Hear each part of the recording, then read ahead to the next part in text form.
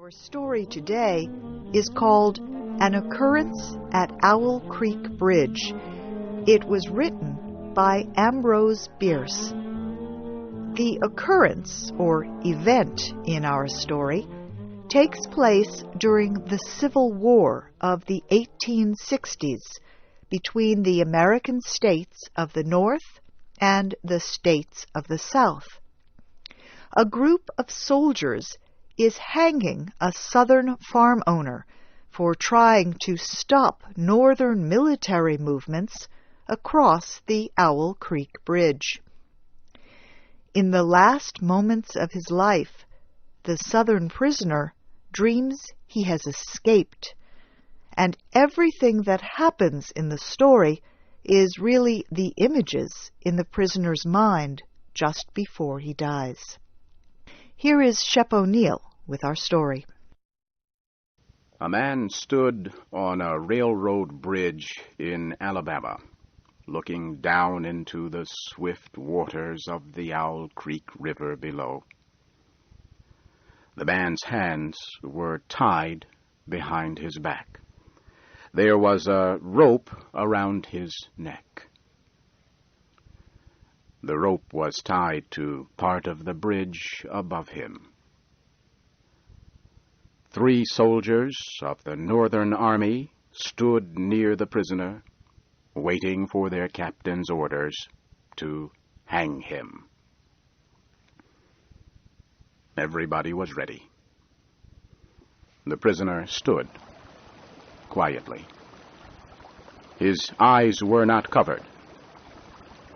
He looked down and saw the water under the bridge. Now he closed his eyes. He wanted his last thoughts to be of his wife and children, but as he tried to think of them, he heard sounds again and again. The sounds were soft, but they got louder and louder and started to hurt his ears. The pain was strong. He wanted to shout, but the sounds he heard were just those of the river running swiftly under the bridge.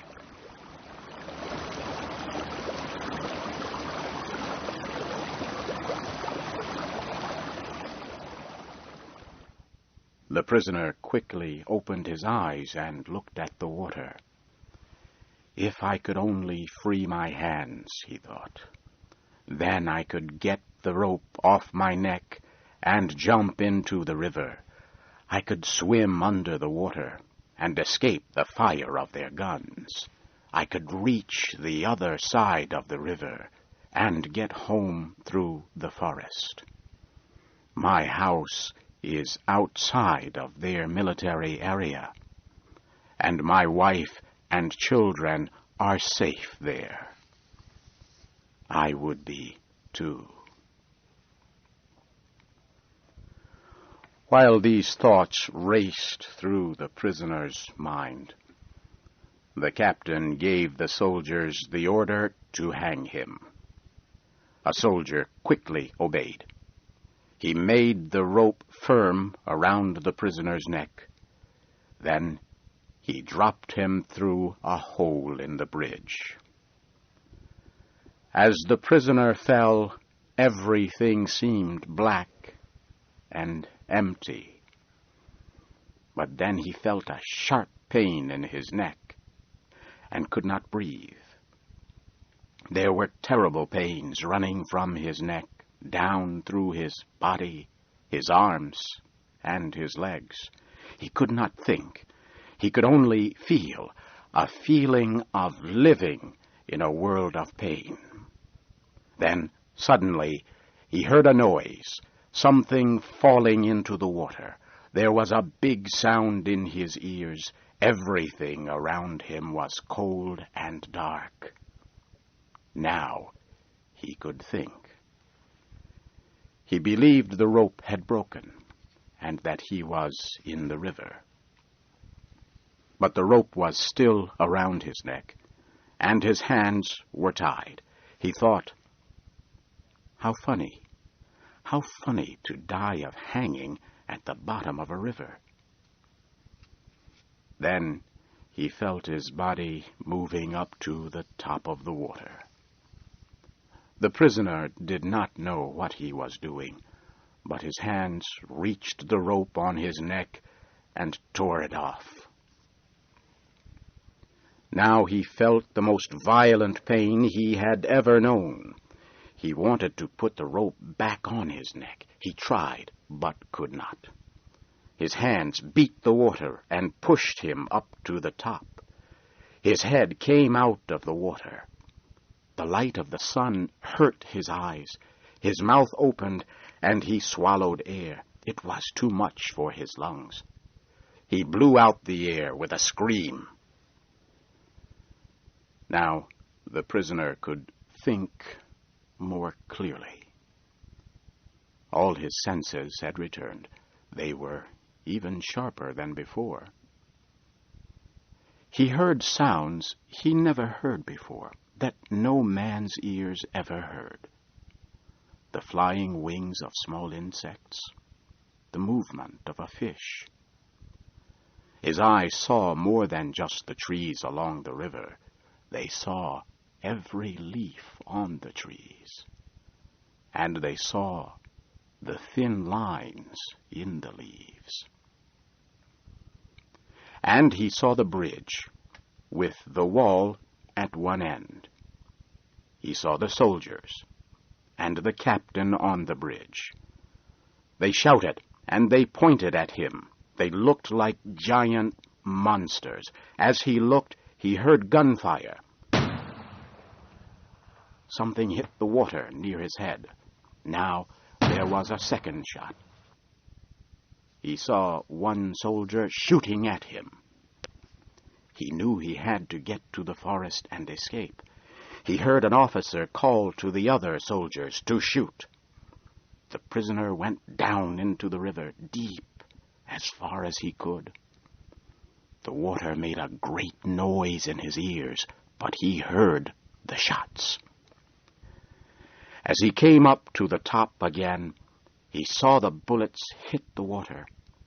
Some of them touched his face and hands. One even fell into the top of his shirt. He felt the heat of the bullet on his back. When his head came out of the water for air, he saw that he was farther away from the soldiers, and he began swimming strongly. As he swam, the soldiers fired their rifles. Then they fired their cannon at him. But nothing hit him. Then, suddenly, he could not swim. He was caught in a whirlpool which kept turning him around and around. This was the end, he thought. Then, just as suddenly as it had caught him, the whirlpool lifted him and threw him out of the river. He was on land. He kissed the ground. He looked around him. There was a pink light in the air. The wind seemed to make music as it blew through the trees. He wanted to stay there. But the cannon fired again, and he heard the bullets above his head. He got up and ran into the forest. At last, he found a road toward his house. It was a wide, straight road. Yet it looked like a road that never had any travelers on it. No farms, no houses on its sides, only tall, black trees.